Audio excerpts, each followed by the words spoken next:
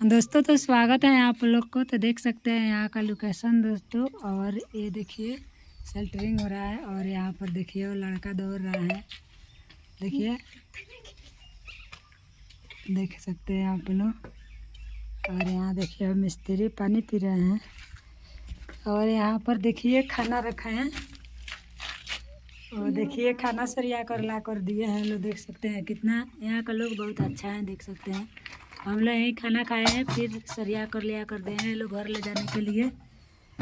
तो क्या चीज़ हुआ है उनको घर है, अभी हम बताते हैं। रुक जाइए आप लोग से। और क्या बोलवा चबार का मतलब यहाँ पर लोग माता पिता का मतलब काम क्रिया बीत जाने के बाद 4 साल के बाद करते हैं लोग दोस्तों। तो देख सकते हैं आप लोग खाना लिया कर दिए हैं लोग सरिया के, अभी छुट्टी नहीं हुआ है।